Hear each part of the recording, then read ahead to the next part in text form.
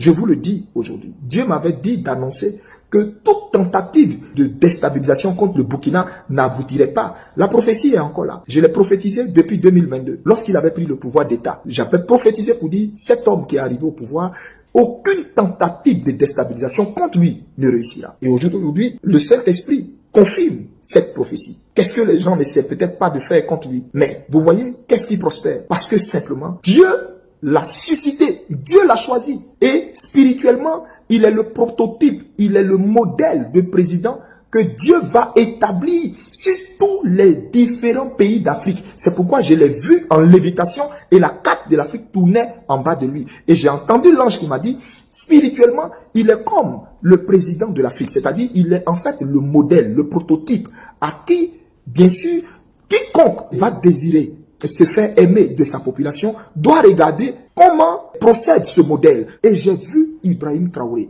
mais son aura a dépassé celui de Nelson Mandela. Les gens ont oublié le nom de Nelson Mandela. Ce que je vous dis là, écrivez et puis gardez. La renommée d'Ibrahim Traoré a dépassé celle de Nelson Mandela. Elle a dépassé celle de tous les chefs d'État d'Afrique. Et Dieu m'a dit, et je le dis ici, il ne connaîtra pas le sort de Thomas Sankara. Il ne connaîtra pas le sort de Mohamed Kadhafi. Non. Donc vous tous qui pensez pouvoir le déstabiliser ou porter atteinte à sa vie là, ça ne sera pas possible. Et je mets quiconque au défi. Je mets quiconque au défi. On verra à qui Dieu a parlé. Si Dieu m'a parlé, le temps dira. Si Dieu m'a pas parlé, le temps le dira. Mais Ibrahim Traoré que vous voyez là, tout ce qui va être fait comme lui, contre lui, tout va être annulé, déjoué. Et je voyais comme au-dessus de l'AES, des anges qui avaient des parchemins comme ça, et ils déballaient ces parchemins, et sur ces parchemins, il y avait des informations qui étaient dessus. Et j'ai demandé, mais qu'est-ce que je suis en train de voir?